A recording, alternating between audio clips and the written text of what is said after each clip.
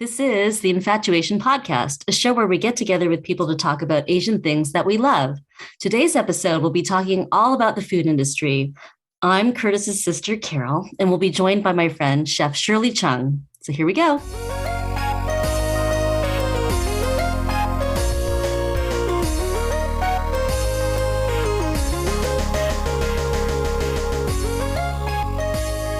Hey everyone, welcome back to episode number 19, part 2, our episode on the food industry, restaurant industry, and we're joined again by my big sister Carol, and she's worked pretty much all over the food industry, New York, LA, Las Vegas for the past 25 years, organizing food events and consulting for restaurants and different openings.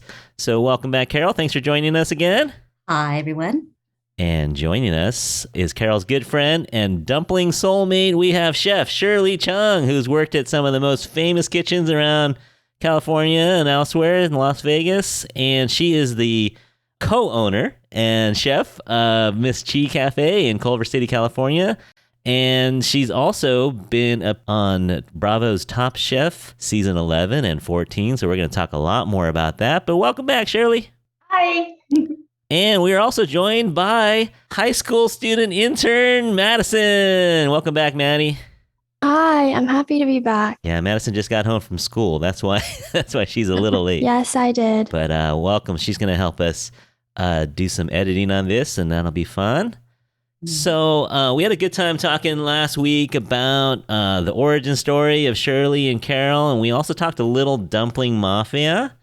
So a little recap on that. Dumpling Mafia is a group including writer and podcaster Andy Wang. We have the three of them, and there are some other folks that come along. But if you would like to join the Dumpling Mafia and be a part of the Dumpling Mafia NFT, you can do so by going to their Instagram. What was the handle again? It was Dumpling Mafia NFT on Instagram? That's it, at Dumpling Mafia NFT. And if you join before February 17th, you can join a cook-along online with Chef Shirley from her restaurant, and you can cook her dumplings at home through Goldbelly. There's so many. If you go to the menu on Goldbelly, it all looks good, Shirley.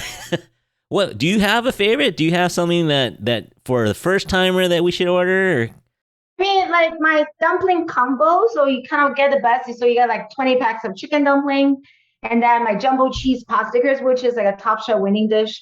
So it's one of our most popular dumplings from the sheep all across the board. So the dumpling combo from Goldbelly, definitely a great things to order. But lately, the popular thing is really my tea smoked duck. Yeah. We couldn't keep, like, we're so busy. Like, because I actually use Mary's Farm we all keep it in California. So they have to personally call me and let me know that they cannot supply over 100 duck a week, and they have to apologize to me. Yeah, because I gave them a heads up. I've been telling them since like October. I was like, hey, I'm gonna let you know throughout December to January, we're gonna go through over 100 duck a week, like over 100 duck a week. You guys like need to be ready. And they weren't ready. That's a lot of ducks for a small group.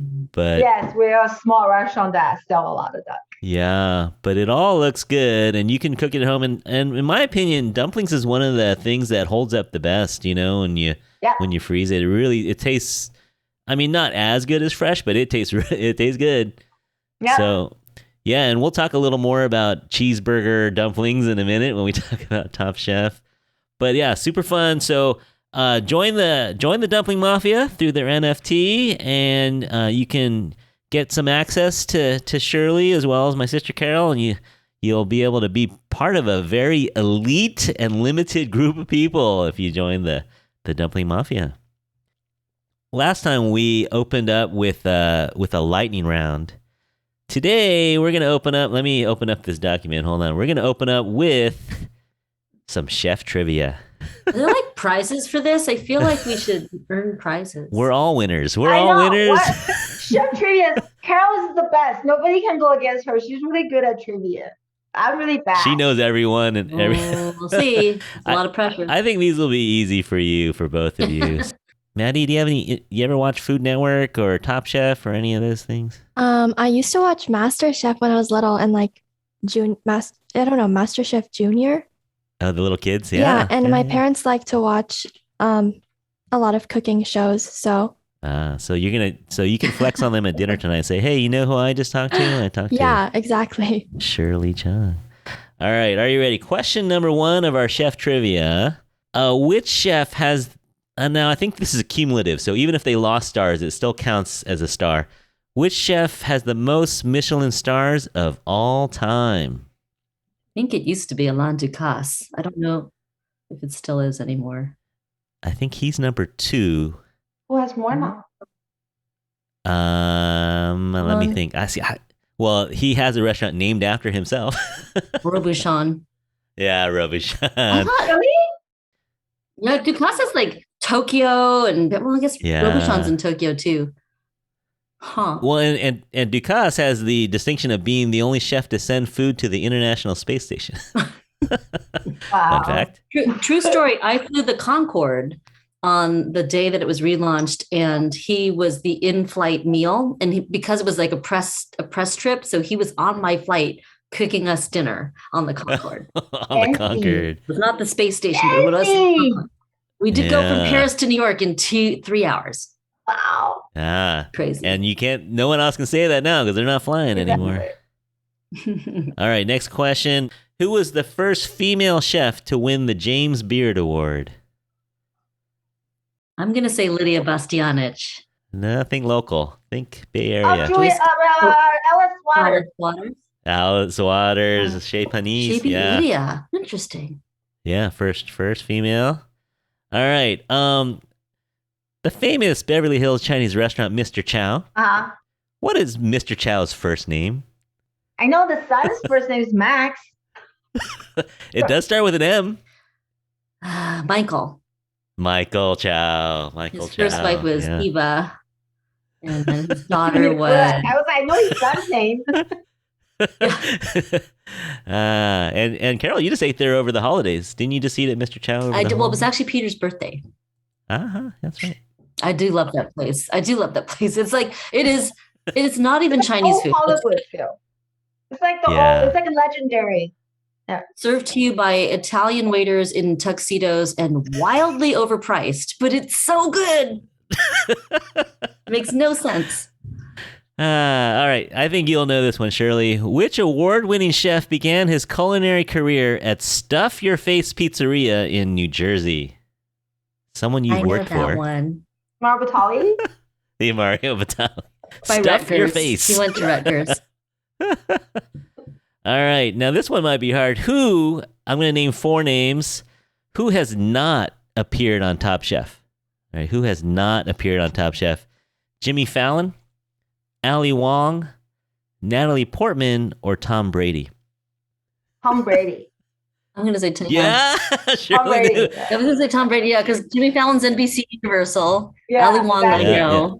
Yeah. You're going by affiliation. Yeah, exactly. 100% totally.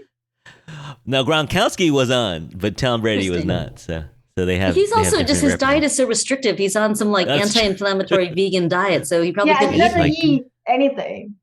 He haven't tasted. I remember I read something that he haven't tasted strawberries for like 20 years or something like that. He doesn't eat nightshades.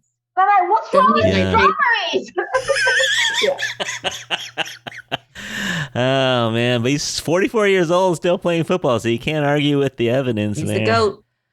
All right, you guys did well on that. Well, you can relax now. The quiz is over. Woo! Everyone can relax. All right, so last week we started our conversation with Carol and Shirley, and so we're gonna just pick up a little bit. So, Carol, let's talk about your food events where anyone who showed up at these things. What was it like putting on these events in the 90s?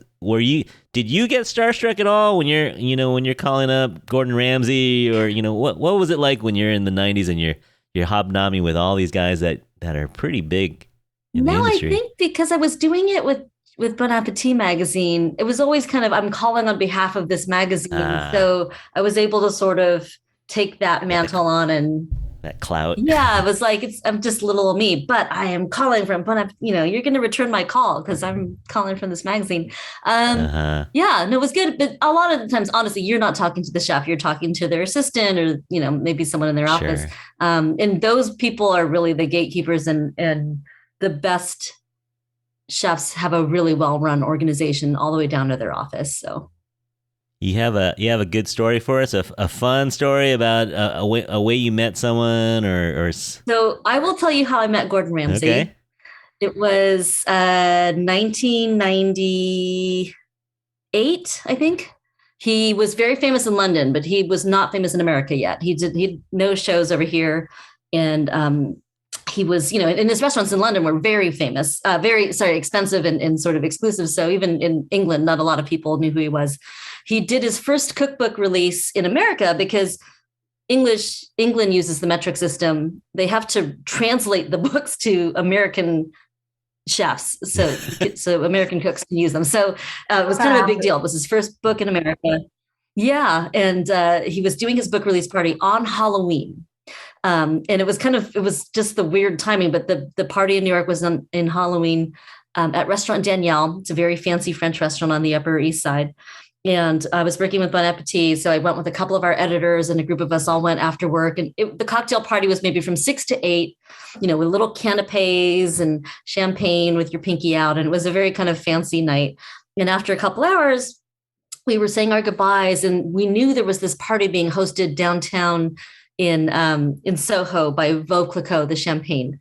And they hosted an annual Halloween party called Yellowween because their labels are kind of orange for their champagne. So they just used it as an excuse to throw a Halloween party. So we're getting ready to go. And Danielle's like, well, where are you going? And he's like, we said, well, we're just going to go down to the Veuve Clicquot party, but we're probably going to grab like a burger or something first. Cause we've been eating these little teeny canapes and we're kind of hungry. And he's like, no, eat dinner here. And we're like, oh, chef, thank you. That's a really expensive dinner. We're like, chef, thank you. It's very generous, but we'll just go and we'll see you down there. He's like, no, because Gordon wants to come too. So just wait. And then we'll all go together.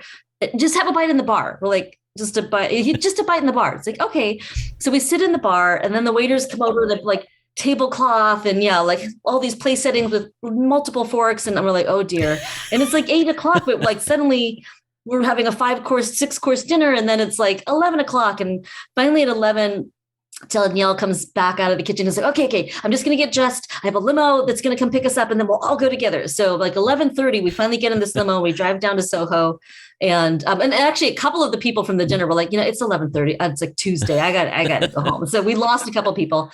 We get in the limo. We go down to this party. We make like 11:45. It ends at midnight. We get there just in time for one glass of champagne. And there's a couple pictures of us from that night at that party. And then we're like kicked out. It's like, it's over. And Danielle's like, oh, no. I know what we'll go to. I have this great bar. And he looks at Gordon and he says, it's like a British pub. You're going to love it. And Gordon's like, oh, all right, mate, let's go. Yeah, sounds great. So we get back in the limo, and we're all in kind of suits because we've come from the office and then gone to this fancy cocktail party. So no one's in costume. We're just like in suits. We show up at this bar in the meatpacking district of New York. It's called Hogs and Heifers, which is, if you can, as you might imagine, it's a biker bar. It's not unlike Coyote Ugly, if you've ever seen that movie. It is known as a biker bar.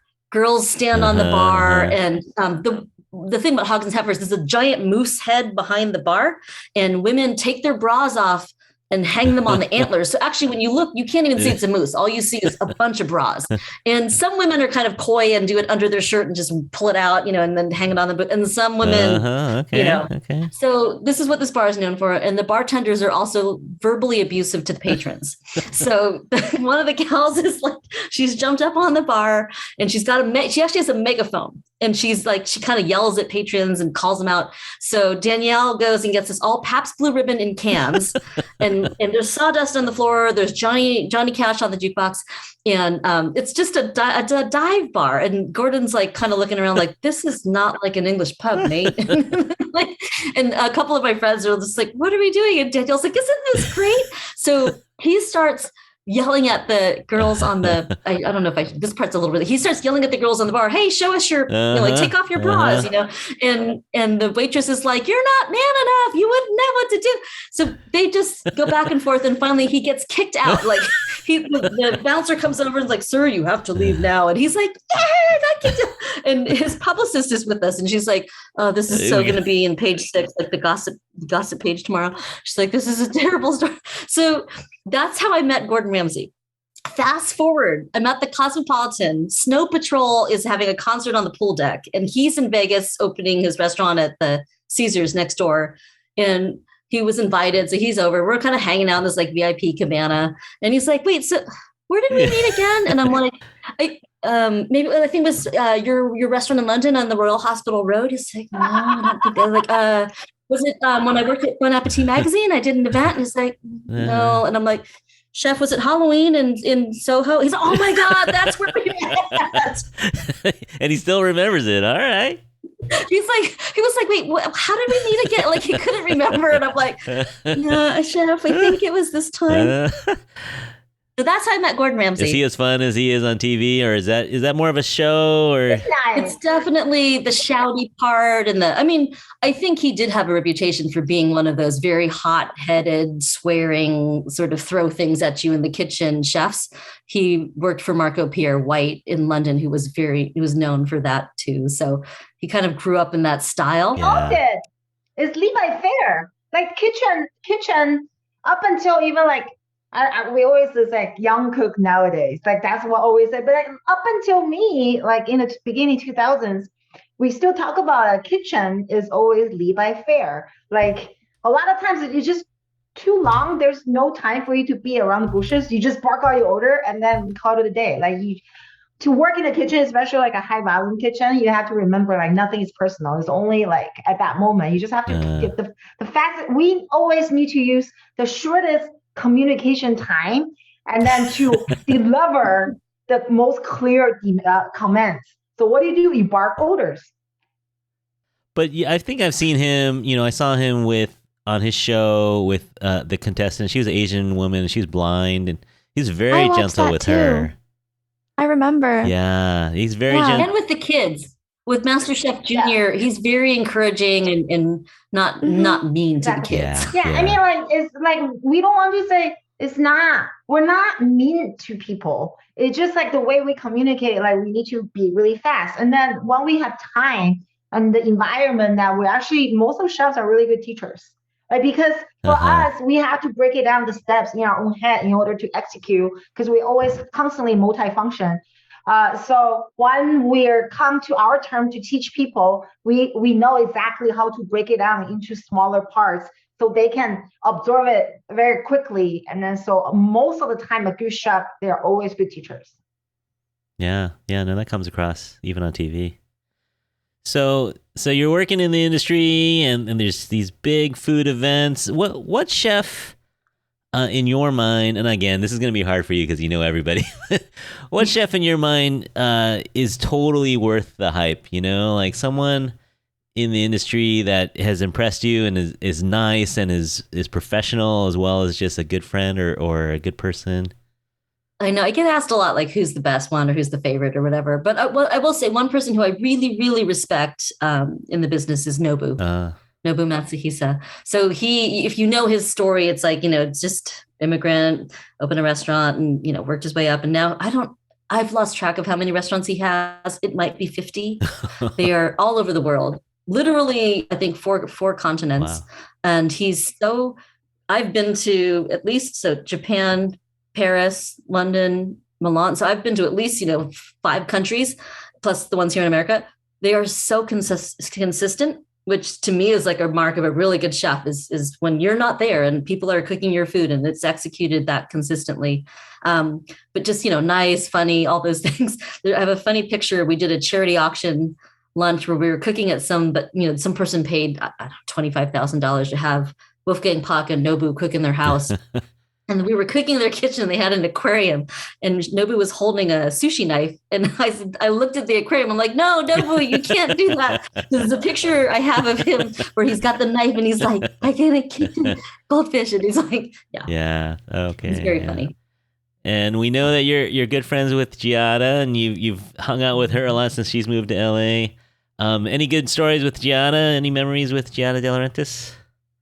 I mean, I hosted her baby shower in New York. Like her family had one here in LA, but then at that time when I lived in New York, I said, all these people, are asking, are you going to do something here? I'll host it. And she's like, I don't really know that many people in New York. I'm like, well, like work people, Food Network. She's like, all right. I'm like, just give me a list of names and I'll send the invitations out. And she's like, okay. She gives me a list of 40 names. I'm like, I thought, you don't know them. I mean, I have a 1-bedroom apartment. I'm like, I thought, she's like, they're not going to cut. She's like, look, it's like, it's like Hoda Kotb and Natalie Morales and Meredith Vieira. They're not going to come. She's like, I just feel like I obligate. I'm like, okay. So I mail out invitations to these people. They all showed up. They all RSVP, yes. So I'm like, okay, we can't do this in my apartment now. So I actually, thank goodness, had a friend who had a restaurant that was only open for dinner. So I said, okay, please, like, look at this guest list of all these famous people. It's like chefs and Food Network and Today Show. And I'm like, I just need ladies' lunch. It doesn't have to be heavy. And, he let me BYOB. So I brought in champagne and vodka just to do a couple drinks, and then nice ladies' lunch. And then he's a pastry chef. He sent out every dessert because Giada's a huge sweet tooth. So that was the baby shower I hosted her. Yeah, it's good to have friends that are party planners. I mean, thank you. And then I will say that is kind of like a thank you. That year for my birthday, she took me to Paris. Yeah. We got to go to Paris. It also helps to have friends that are, celebrity chefs.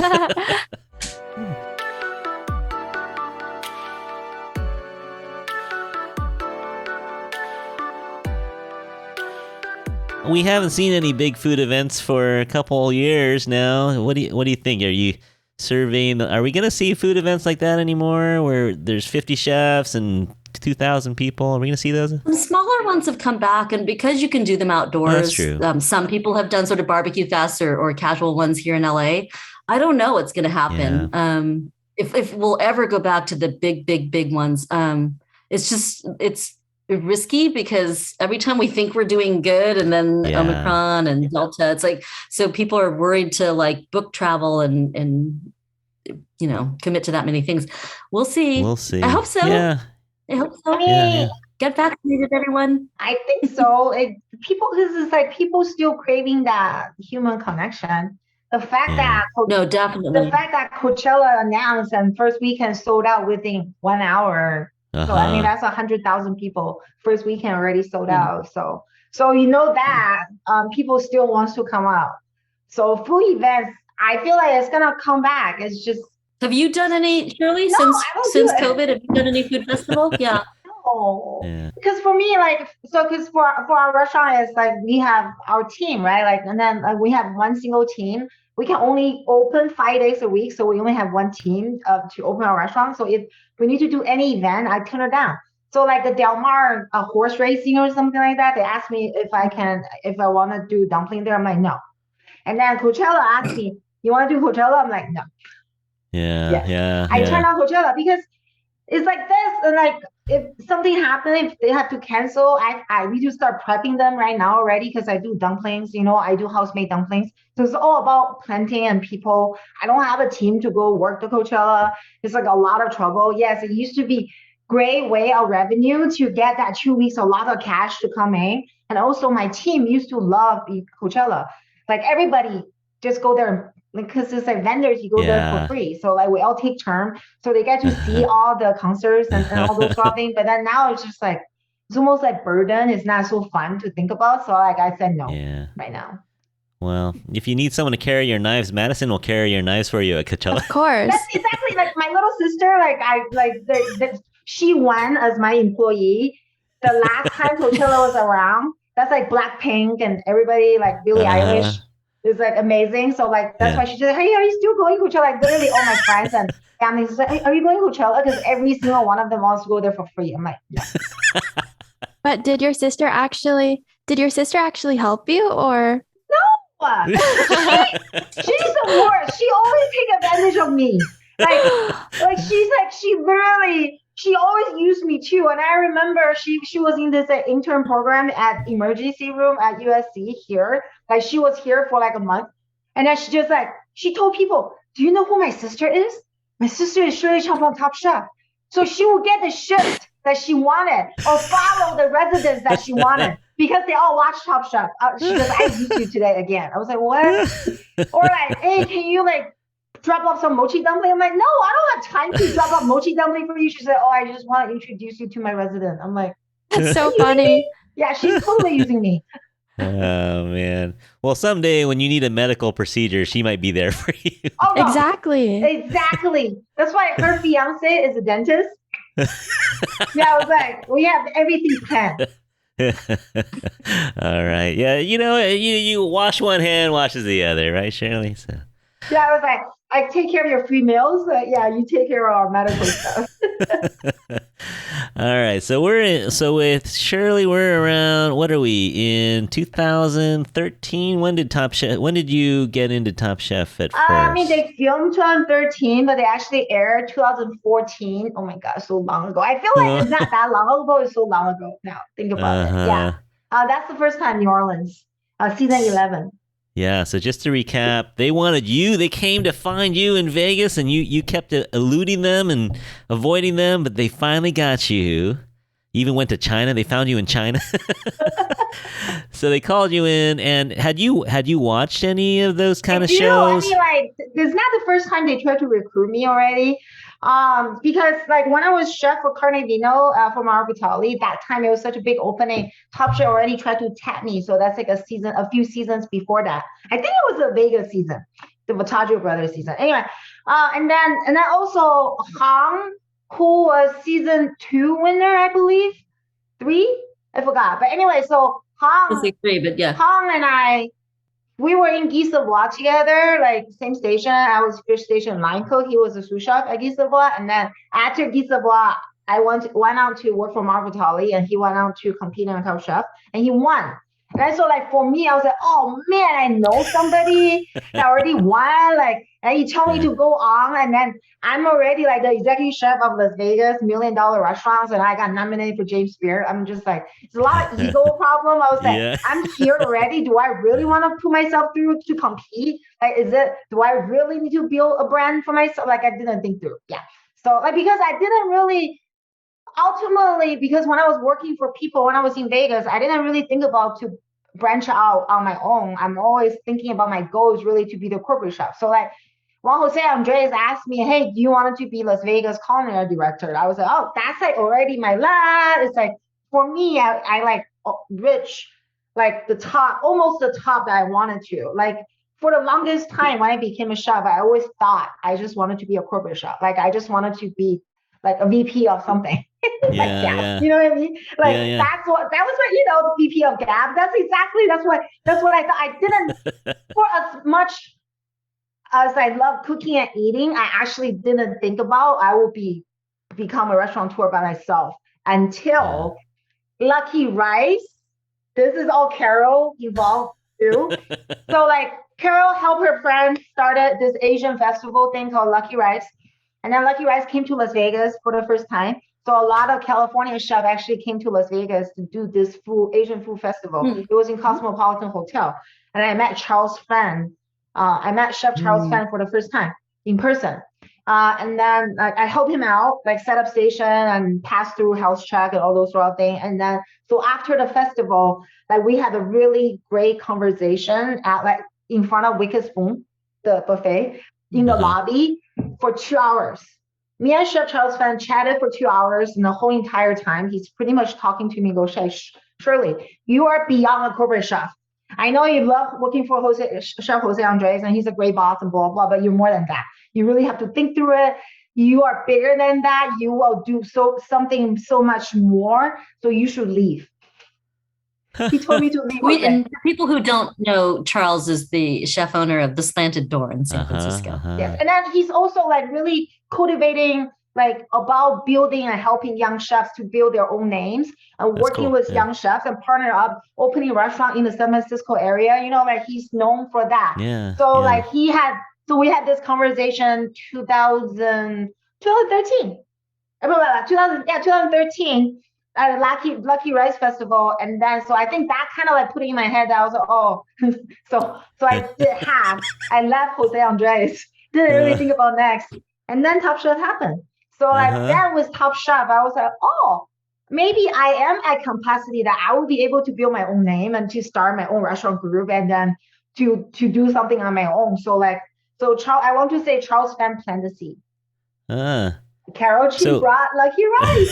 She's the one that introduced me to because the Lucky Rice, Daniel Chan, and they all came to Chile Bubana, have cocktail and all those sort of things. I still remember the initial meeting. I'm telling you, there's a lot of different things. A lot of times Carol doesn't even know that she planted the seed. But a lot of my career growth is really all connected to her. Yeah. She's the girl behind the girl sometimes. Yeah. So you're rolling into New Orleans, and what's crossing your mind here? Are you thinking I want to win this thing? Or are you like, I just want to get my name out there? What was kind of going through your head as you're rolling into New Orleans? Well, at first I was just like, I better win because I know Hong. And at the same time, once I start talking to everybody, I was like, holy shit, everybody's just restaurant owners, executive chefs, and then people working for Daniel, and Medina, and people know how to cook. I was like, there's no joke. And I was just like, what happened to Top Chef? Because because Top Chef's year grow, the time that Hong competed, he competed against culinary students. And he was a sous chef of East of Watt and then working per se. You know what I mean? When he won was that. And then by the time that my season competed, everybody, there's two sous chefs that at that time was sous chef, they all lost. The first two rounds, all the sous chefs were all gone. Every single one all knew how to cook. And so it was just battle. I just did it. And then I didn't really think about, I have no idea about brand building or anything like that. All I wanted to do is I just need to make it one episode at a time, one challenge at a time, and then win it. So therefore that the first time around when I was on Top Chef, I actually won a lot more challenges. But I didn't build my brand. I didn't know who I was. People don't know what kind of food I cook. I have no concept of what is the brand building.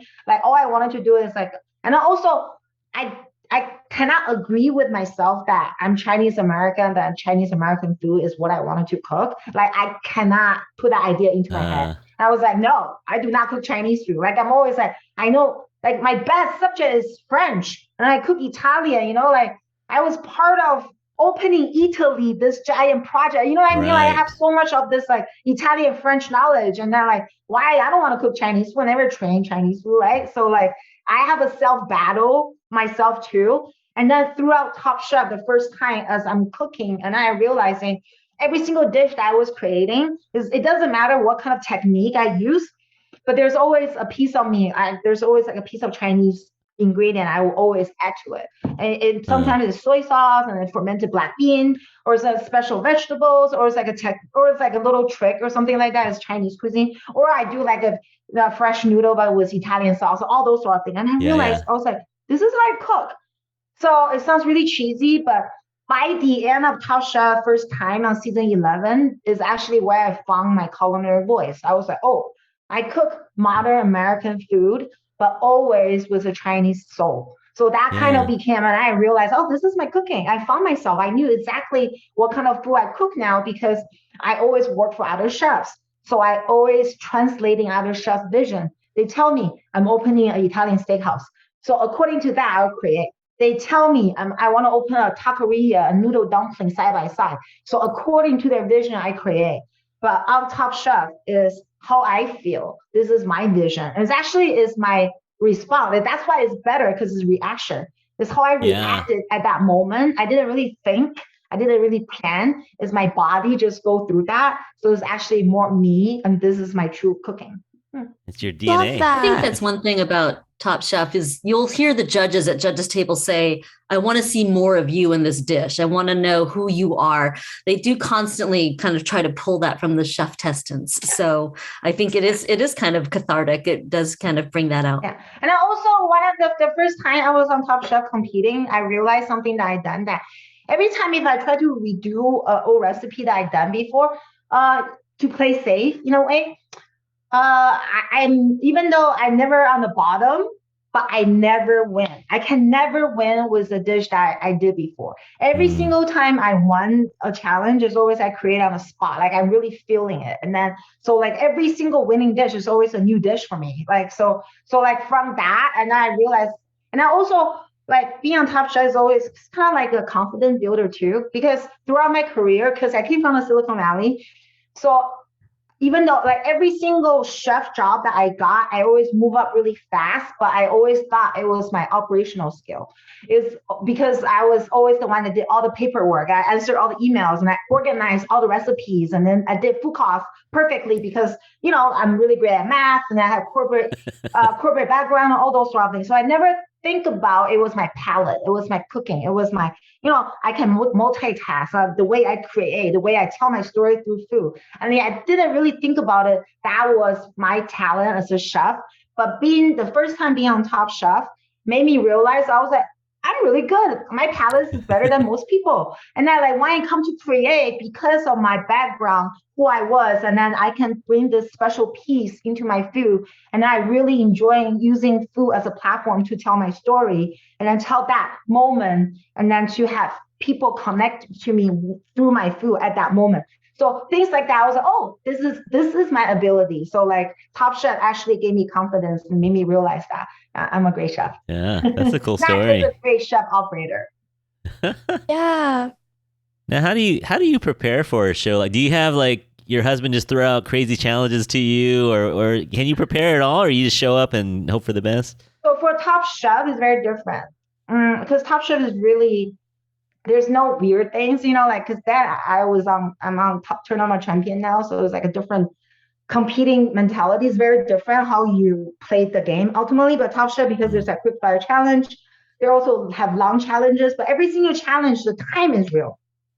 You have to create at that moment and based on how you feel, and create based on ingredients and all those sort of things. So I really wanted to say that, like, there's a lot of chefs try to memorize recipes and then try to recreate all those sort of things. Those chefs never last. Like, it's true. So it's chefs like us that at that moment we already know, like the recipe is part of us. It's our reaction to food like this, to create this dish like that. Like there's no, I mean, like sometimes you will see, right? Like every single one of us all have this, like I'll try to memorize olive oil cake for dessert and a panna cotta for dessert because we're safe chefs. We know if we make it to restaurant world, and then there's a chance that you have to do dessert, right? Like, so yeah, as savory chefs, we all try to memorize a couple of dessert recipes in our head. So when we get to that, then we do. But as we compete, especially me, I learned to that, hey, I don't bake a cake normally. Why am I going to make a cake when I'm competing? You know what I mean? So I made rice pudding. I made frozen ice, like shaved ice, and the things that I normally do anyways, sometimes as a savory chef. So it really is like, Top Chef is a competition that really showcases exactly where your cooking skill set at. And then you have to be able to really quick to think on your feet. So if you're the type of chef that creative, a really great chef, but take you a while to create this thing, your thinking process is kind of slow, Top Chef is not meant for you. Like you have to be certain type of chef that you're great, but you have to be quick on your feet and you can be able to adapt to different scenarios really quick and don't stuck there. Because a lot of times for me, it's like, when I compete, I lose something, is not the other person's fault. It's not the other person is better than me. Is I messed up. Like I'm always constantly competing the best of myself. So only I can mess myself up. I can only lose to myself. I don't lose to anybody else. Yeah, I mean, you can't control. Yeah. So this type of chef will go further when you're competing on Top Chef. You have to be able to cook with what you have and not to last minute try to learn something. Is not going to work. Yeah. Is there something that as viewers that we don't know about Top Chef? Is there something behind the scenes that you can tell us? Is like, are you guys actually friends, or how does it go behind the scenes? And we're really close. So we always describe like our Top Chef family, the people that we competed against, is like we got cryovac together, we got vacuum packed together. We have no choice. And we have to like react and to be super close to each other. And then after you vacuum pack, and then you release the bag, and then we become compressed vegetables, or like we super marinated. So we got each other's essence completely absorbed into each other already for a lifetime. So like for the good chefs, there's a couple of bad apples that we don't talk to because they do something horrible on the show. So there's one or two chefs that we don't talk to at all. But for majority of them, we have a chat group on WhatsApp. even to this day, especially my season 14, like the second time around, we're still constantly at least talk once a week right now. This is what 6 years later, once a week. And as throughout pandemic, it was a really good helping group that we exchange policies, informations, and then support. So it's like mentally is really good, a support group as it's like mental health wise. And then also the other seasoned chefs or like the chefs that we coach or we judge throughout other seasons is that once we're coming to this Top Chef big family, we always do like collaboration with each other. We just become like automatically friends, pretty much. Yeah. It's really, we're really friendly towards each other. Do you have an episode that stands out in your mind as kind of your favorite or one that you'll never forget? I mean, like I think my episode is the Asian American episode that's before Crazy Rich Asian came out. A lot of people all say is the most Asian the scene you saw on television. It was my Top Chef season 14 finale. I didn't win, I lost. But during that finale, that like my sister, my mom, my husband, they were all there. Like my mom doesn't really speak that much English, so she asked at the dining table. I didn't tell her to do that. Like actually at the dining table, she asked my sister, "How do you say in Chinese?" She asked, "How do you say I'm proud of you in English?" So she said that in可不可以告诉我我要怎么跟你姐姐说我为你骄傲 right? So she said that in Chinese and they kept it all. And then my sister translated, and then so when I came out to greet everybody, to thank the audience after my whole entire meal, presented my menu, and then like went up to my mom, and then the first thing she said was in English. She said, "I'm very proud of you." I was like, and so we cried. Yeah, so that was 100%. It was like amazing. Waterworks. Yeah. So that was like the moment, right? And then like, but the funny thing is, like later on, a lot of people always talk about, oh, like your mom must be so proud of you. Now you're being a celebrity chef and blah, blah, blah, right? So I was like, you guys don't know. She's more proud of me for being a celebrity. Take away the shot. Because even till this day, I mean, now she's a lot better. Like she sees, like how we fight through COVID with our restaurant, we're still surviving, and she's really proud of us and stuff. But up until COVID and all those sort of things, or up until Miss She opening, she still always asks me, go, "Hey, so I see you do this television. You're like shooting commercial now. You're doing this. So you just do television now, right? You don't have to cook anymore, right? Like you don't have to be so tired, slaving away, like spend your time in the kitchen, all those sort of anymore. You can just be a celebrity now, right? Like so that's my mom's dream is always to be a stage mom.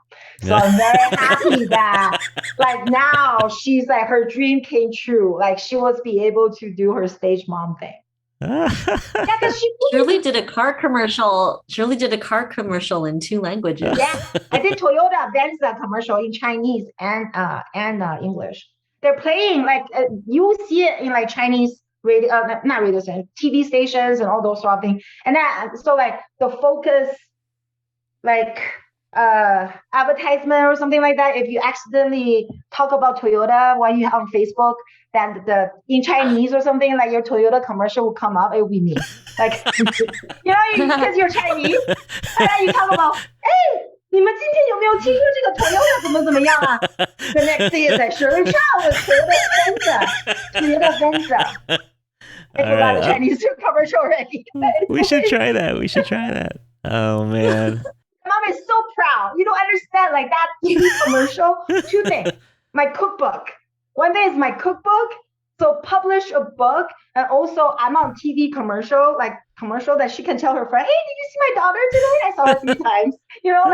Like those are the things that she is so proud of. Like James Beard, like your daughter cooking James Beard house. Who cares? Whatever. She's nominated for James Beard. Okay, whatever. Best dumpling LA Times, huh? Okay, sure, whatever. But publish a book, and also you have a car commercial. Oh, so proud. That's awesome. So how has Top Chef changed your life? It sounds like it was probably one of the more important things that's ever happened to you. No, 100%. Like a Top Chef put me on the platform. Like fast forward my career. So I cannot thank you enough. I'm very thankful that like being part of Top Chef family. 100%. I'm one of those that like, yeah, I love Top Chef. Thank you, Top Chef. Yeah.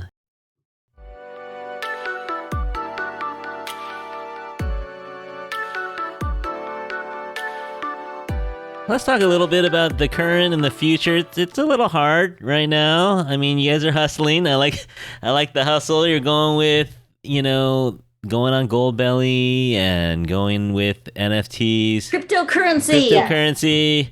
But where do you see the food industry going? I know over the holidays, Carol was asking me to recommend some TikTok cooks and stuff like that. Like, where do you see the industry going right now? Is it's changing for good, or is it, are we just in a weird time right now?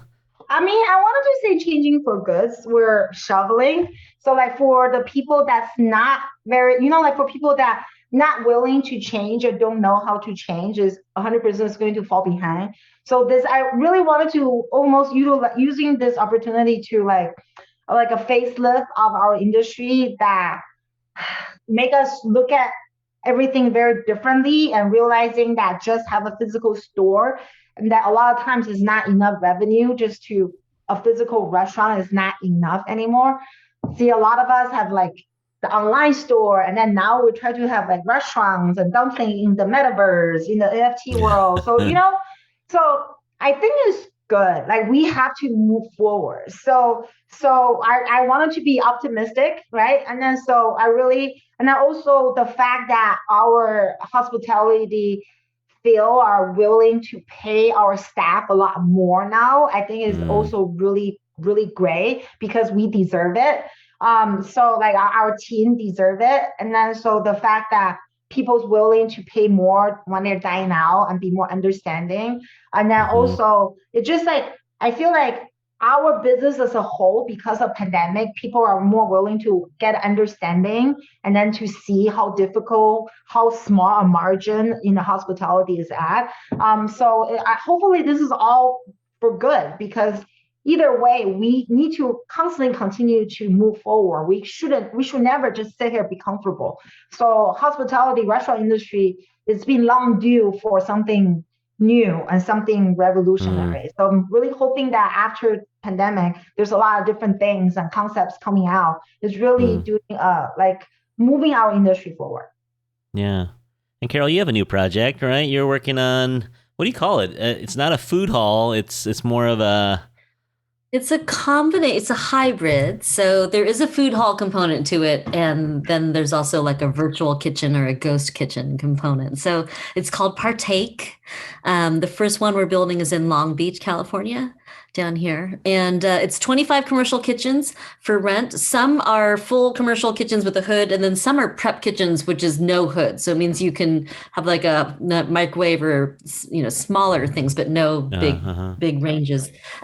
So ideally, people who wanted to start a food business, maybe they're making granola or kimchi, maybe they're starting a pop-up, they're catering, they only need a small kitchen space. They don't have a full restaurant or they can't afford a full restaurant. They would rent one of these small kitchens. And then at our location, customers could order the food and sit down and eat in the food hall, or they could take it to go, or they could call Uber, DoorDash, or some of those other apps and get the food delivered to them. So it's kind of, I honestly think it's going to be good. It's good for the times because it's kind of whatever you're comfortable with. The next couple of years may still be a little fluctuating. So it's probably good to have some options. Yeah. So that's one thing I'm working on. Yeah. Sounds good. Shirley, what's on tap for Miss Chi Cafe? You already have one satellite. Are you looking at more satellite locations? Yeah, we're looking for a location, hopefully for Mr. Chi that Jimmy wants to open like cocktail driven. Fun, but I'm actually been working on dumpling mafia concept. So I wanted to do a hybrid of B2B and B2C. A lot of my friends either cannot afford a prep cook to make dumplings for them at Asian restaurants, or like the co-packing house that they used to work with got bought up or ran out of business through pandemic. So like I feel like that part, that prepare food, white labeling, wholesale is a big part. And then I am building a brand when it comes to dumpling. So I wanted to say I like to eat, produce, I sell, distribute, just like a dumpling mafia. I critique dumpling too. I have digital dumplings. So So it really makes sense. And I sell a lot of dumpling retail on GoBelly. So it really makes sense for me to go into wholesale. So that's my next step, is going to manufacturing. Yeah. Wow. All right. So exciting times, tough times, but if you're able to pivot and able to think outside the box, there's opportunities. People still love food. That hasn't gone away. People gotta eat. People gotta eat. Exactly. So how are you going to get the great quality food into their stomach? Yeah. Yeah. Thank you so much for coming along and talking with us. Carol, like when I first started this podcast back in June 2021, I ran it past Carol and she's like, oh, I can get you this person. I can get you this person. I can get you this person. And I was like, Carol, I don't know what I'm doing, right? I have no clue what I'm doing. And I wanted to get some more experience before we brought on some of Carol's connected friends. But thank you for bringing along Shirley. Shirley's family. Yay. So I wasn't as nervous because Shirley's a relative of mine. But thank you both for coming along. It was really fun hearing all your stories. And I promised a Carol takeover. So now that my audience knows Carol, the next time she comes on, she may just run with it and do whatever she wants on these shows. So thank you, Carol, for coming on. Thank you, Shirley. Thanks for having us. Oh, my pleasure. And once again, if you want to become part of the Dumpling Mafia, you got to go online, go onto their Instagram at Dumpling Mafia NFT, or just search it up. Just search up Dumpling Mafia NFT on Google and they'll pop up. And if you sign up and you become part of the Mafia before February 17th, you can maybe do a little live cooking with Shirley on the 17th for Lunar New Year. Anything else we need to talk about? Yeah, you get a complimentary Goldbelly dumpling kit sent to you, and then you can log on to Zoom and do the virtual cook along with Shirley. And it's time to Chinese New Year. We had to push it back a little bit because of time crunch, but it'll now be sort of Lantern Festival. But yeah. We celebrate Lunar New Year. We celebrate month long. So all month. Yeah, exactly. Yeah. And then also True. at least for Chinese culture, is especially Chinese culture as a whole. Northern China eats jiaozi, and southern China eats the round tangyuan, right? Like so, my dumpling kit include both ends, and then so you get to have dessert, you get to have savory, and then also like to celebrate and visiting family. Like you want to bring gifts. So what's the best gift can bring is dumplings. Bring the dumplings. Physical and virtual teach you how to make. So we cover all the ground. And they're symbolic of little purses, right? Bags of money. Bags of money. Correct. And also people NFT is really a young world. So a lot of NFT players are high school kids, junior high kids. And a lot of our friends actually purchasing NFT to give it to their kids as gifts. So our characters are really cute. It's like street artists created with us. So it's all great for all ages. All right. And the guy over at Angry Asian Man, he said, "Hey everyone who celebrated New Year's on January 1st, that was the pregame. The pregame for New Year's. The real New Year's is coming February 2nd, right? February 1st, February 2nd, one of those two. And so we're ready for the Lunar New Year because that's going to bring good luck, good fortune, good health to everyone. Pandemic's going to be over. Hey, Fat Choi. Yeah. Yeah, Xinyan Kuaila, everyone out there. Thank you for listening. If you want to write to us and you have a message for my sister or Shirley, I'll pass it along to them. You can write to us at infatuasianpodcast@gmail.com. You can follow us on Instagram at The Infatuasian Podcast. For Shirley, what was it again? It was Chef Shirley Chung with no E in chef, right? Yeah. CHF Shirley Chung. CHF Shirley Chung. And for Carol Chin, it's just CARYLCHINN. And you'll find her. Mm-hmm. Thank you both for coming along. Super fun talking to you guys. Thanks for having us. We'll do it again. I want some dumplings. Yeah, now I want some dumplings. Next time, Shirley, we've got to do a live broadcast from your restaurant. We'll do it while we're eating dumplings. That'll be more fun. Yeah. All right. Thank you guys for coming along, and we'll talk to you again soon. Bye. Bye. Bye. Thanks, everyone.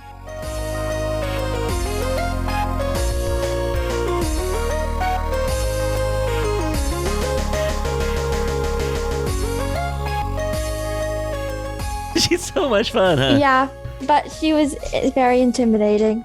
You really? Well, just for me, because she's such like a vibrant personality. So I feel like I wanted to ask her questions, but then I was just like, I just awkwardly sitting here because I'm too scared. Well, with someone like Shirley, you can just sit back and listen. Mhm. She's just fun to listen to. Yeah, for sure, though. I didn't even know that they were that up there.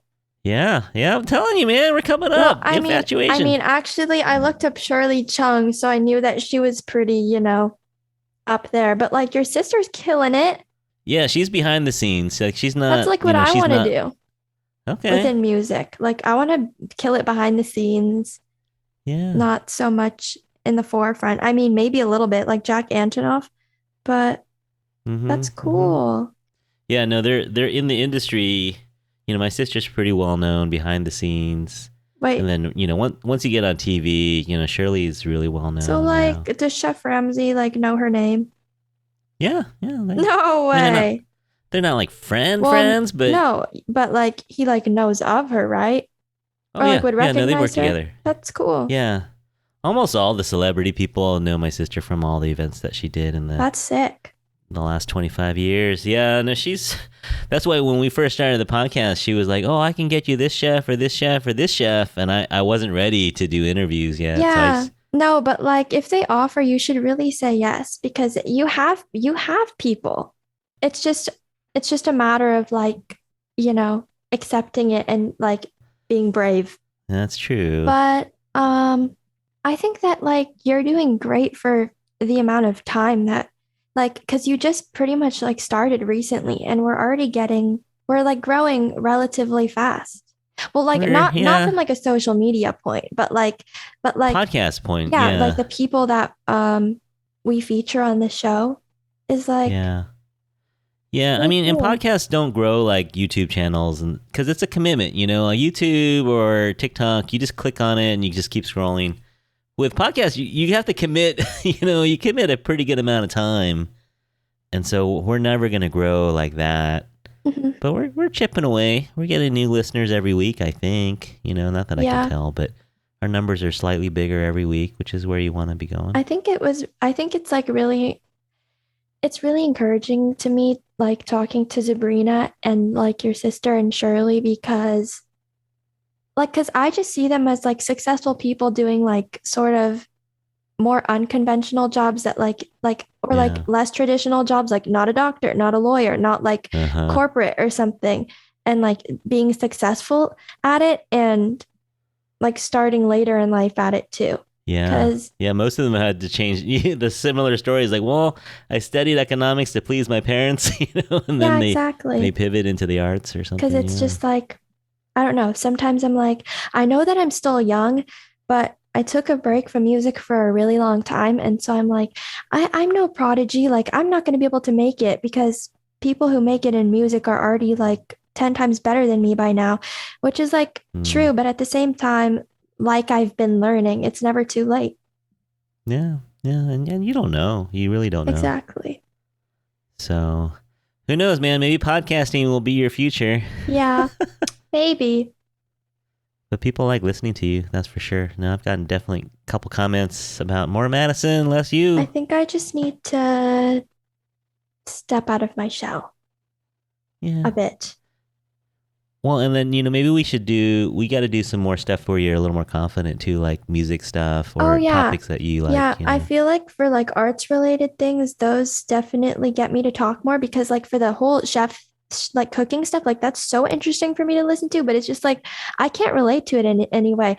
I'm just thinking about like my uncle who's a chef and I'm just like, Yeah. And you don't really know the names that they were dropping, yeah, the Savoy or exactly, the but Batali. Yeah. I still think it's really cool. Yeah. Yeah. Yeah. No, and like you said, it's you don't necessarily want to become a chef, but her journey and her mindset, Exactly. stuff you can definitely learn There's from. always something that I can learn from anyone who does anything. Like how, Yeah. I was talking when we were talking to Sabrina, like connecting photography to music. I know that's like Yeah.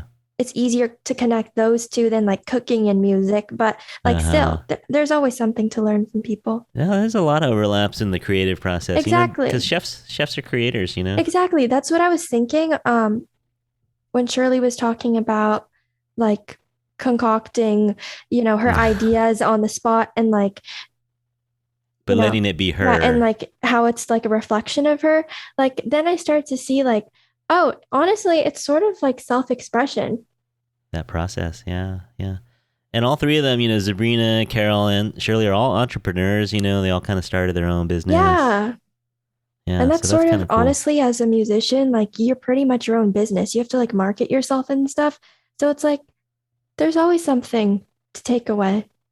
Yeah. And Miranda Kwok too. Exactly. You didn't meet her, but yeah, she just clawed her way up. Yeah, listening to her thing, I would have loved to join that one. I really honestly should have just like skipped this period. Yeah. And she was so nice. Did you hear how nice she was? She sounds so humble and genuine. And you know what? She requested me on my Instagram.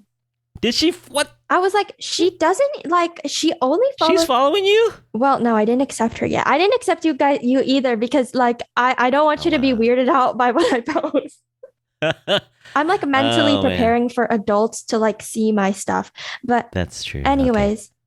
Okay. Yeah. No, you should definitely accept Miranda. You should definitely accept Miranda. No, I will, but she requested me and I was like, I'm a nobody. Like, you only follow like 200 people. Why are you? Wow. She was that impressed. She was that impressed by my reel. Yeah. Because she didn't even meet you. She reposted it. I was like, yo. Wait, she did? She reposted it? What? I know. Like, because upstairs I was freaking out. I was like, no way. No way. Man. No way. Do you see that? Oh, man. Nice. Legend. Look at me. I'm so famous. You are. No, I'm telling you, the listeners out there are like, okay, well, now the podcast has started, now that Madison's on board. Because, like, I don't know. I was so surprised she requested me because, like, that's just so weird. That's cool, though. Yeah, no, I'm so... She's up there, man. Like, she's not, she's an executive producer and she's making shows. I know. She's like what I want to be, but for film. Like, behind the scenes, like, being a creator. Like, she's basically like the backbone. And also, I was looking at the cast, and I know people who are on the cast. Yeah? And Shay Mitchell, who I love, is also an executive producer. I was like, that is so sick. She found the idea. That's incredible. Like, when I was listening to, I don't know why. Like, I was thinking of Shay Mitchell when I saw the trailer, but then I was, when I was editing, I was like listening to what she had to say, and I was like, oh my God, that's crazy. She was involved, yeah. I was so nervous. Did you hear how nervous I was? No, all those heavy breaths. Exactly. I was like, you're like, we have hey, so today we. Oh man, no, I was having a heart attack. I was having a moment, man. I was kind of like, oh man, I'm bombing this. It's just a person. But, yeah, no, I think it came out after you edited. I think it came out okay, but man. Also, like the way you put all your words together. Like, I know. I just wanted to get. I was just trying to get the question out as fast as possible, and you would also combine words like "Let's get a rap 19." You weren't there, man. It was intimidating because she's a pro, man. She's and then she's a Hollywood pro, and then she's so calm and collected. Like, yes, I am so excited. Thanks for having me. Hello, Melanie. I know. And you're We're like a bunch of clowns. I think I want to be a recommended dumpling place. I think she instantly regretted it when she realized how small time we were. She was kind of like, oh, these amateurs. But she was so nice. And she stuck it out. But you ever just have a conversation with someone and it's just not going well and you feel like you're sinking. That was how I was feeling. Like I was feeling like I was bombing it. But she pulled through, she had good answers. Also, like I was thinking the whole entire time I was editing the podcast, like I hope you know that this is how students feel when we have to present or like take tests, like dying. I know. It's all confidence, I think it's just... I do not have that. Yeah. But I think this is really good for me. I think it is. Yeah, I think you're going to get used to talking, having opinions, and having people listen to them. Because, like, yeah, it's honestly really hard for me to talk. Like, even in class, I do not say anything. I'm just like, I know. And Deanna's always like, Madison, just say it. Like, you got the answer right. I'm like, nope. Like, I don't even know if are you in my class? I don't even know. Exactly. It's like literally just shivering in the back corner with my hood over my literally head. shivering. No, yeah. With the windows open. Yeah, no, I think you just got to work on, your confidence, and that comes with experience and it comes with practice, so the more times you have to express your opinion, the more you'll get used to hearing your own voice and stuff. So, yeah. I was a painfully shy kid when I was little. That's crazy because all you have to do for your job now is talk. All I do is talk. Yeah. So, but when I was in, all the way up through 8th grade, I was pretty shy. I was really, really shy. Wait, did your sister go to Lowell? Yeah, so she was at Lowell when I got there, and so that helped to have her kind of know people already. Of course she went to Lowell. Was that even a question? Oh man, you know what killed her though is that I started to get kind of build up a little bit of popularity, and then there was some kid, and so she was a senior and I was a freshman, and there was some kid who was like, "Oh, that's Curtis's sister," and that made her so mad. She's like, "No, he's my brother." That's so funny. Oh man. So anyway, so that was fun. I think we'll have her do another episode. Like she can get us. A lot of her friends are chefs, and so next time we want to do a chef show, she can get us some names. Yeah, and I feel like even I feel like talking to like chefs attracts a lot of people, like because it's like because everybody loves food. Like my parents, like rock stars, like everybody, like it's just like a part of culture and a part of life. Like my parents watch cooking shows, even though they're like not pros or anything. Well, if you listen to our first hour, that's what it was. In the 90s, it was kind of like people just like the food. But then in the 90s, it was about, I'm going to so-and-so's restaurant, Wolfgang Puck's restaurant, Jeremiah Towers' restaurant. Like the celebrity chef thing it was a thing. Like before, the chefs were just kind of people in the back who never came out of the kitchen and were never seen. But then Food Network came in the 90s and, people realized these big personalities are making this food. And like you said, everyone wants to be friends with a chef because they throw the best parties. They know how to order wine. They know how to cook food. So it's good times when you have friends that are chefs. Does your sister live in LA? Yeah, she's in LA. So she hangs out with some people down there. And Shirley. Shirley's in LA too. Yeah. Like if you guys ever have like family events, are you ever scared to like make food? No, actually, Carol just started cooking maybe during the pandemic. Like she has always eaten really good food and knows good food, but she wasn't a real cook. And then the pandemic has really forced her to cook for herself and for her boyfriend. And so they've been cooking a lot, especially Asian food. Like she's been experimenting with Asian food. So yeah, she wasn't for the longest time a snooty cook or anything. She knows good food, but yeah, I mean, with Shirley, like she's a real chef, so she's trained. So, yeah, that'd be intimidating. Wait, did you guys like grow up with her, or they just met within the industry? Yeah, and Shirley's much younger. Yeah, they met in the industry. Oh, actually, today's the first day I've talked to Shirley. I've never met her before. Oh, I'm so surprised. Yeah, she's so easygoing though. Like she's so easy to get to know. Yeah. So, yeah, my sister doesn't introduce me to her famous friends. Who do you think's her most famous friend? I mean, they're all in the. Well, you'll like this. One time in New York, they were kind of having a birthday party for my sister, and John Mayer showed up, and his birthday is also in October. Okay, little guitarist. Yeah, right. Except among the Swifties, we don't like him. Oh, There's a really? song about him called "Dear John." He's a little shady, yeah. No, yeah, but yeah. he's a great musician. He's a great guitarist. He's on a personal level. Yeah, we have beef on a personal level, but he doesn't know it. But like, I do admire him. Like, I actually keep up with some of his stuff. There's this guitar teacher at Berklee College of Music that I watch because he taught John Mayer. So they had a birthday party together in New York. That's incredible. But they're not friends. But yeah, but still, that's like a really odd experience that nobody would ever have. Exactly. Yeah. Yeah. No, she's had some celebrity hangouts that are, yeah. What about like cooking events for celebrities? Yeah. No, she's met a lot of people. They're not necessarily friends, but she's met a lot of celebrities. Yeah. So I have met no one, but it's kind of cool through the podcast though. I feel like I could, like I've commented on some of Miranda's posts, and so she knows who we are now. How long did it take her to follow you? Like instantly? I don't think she follows us. She does. Oh, or our podcast one? Yeah. Oh yeah. She follows our but I'm not on my personal one. She's not following. She's following your personal one. Oh yeah, but how long did it take her to follow the podcast? I don't remember. I'm so surprised. Yeah, you should definitely accept. You should definitely accept. What? Hey. Hey. Anyway, that's cool. Yeah. All right, and well, let's wrap this up. I think we had a good episode.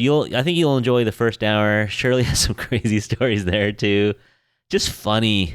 Just some funny stories. A lot of the stuff that but she the sound's going to be an issue. The whole time I was like, "Oh my God. I don't know what I'm going to do." I think it'll be, I don't think it'll clip because I think I had her turn down her Zoom. Actually, I thought that was her with an unadjusted Zoom level. That's why I commented. I was like, I think I asked her to turn it down. It's okay. But she talks really loud. Yeah, the content is there. So again, content is king. Content is king. So we can clean it up. But overall, what she says is good. So that's going to matter most. Good to hear. So I'll cut it up a little bit and I'll let you do the second hour, which will be fun because you were there. Yeah. So, all right. Well, go do some homework. Go study for the AP bio test. Oh, yeah. Oh, did I tell you I'm recording another episode on Thursday? For what? Do you know Matt Allen? He teaches special ed at Galileo.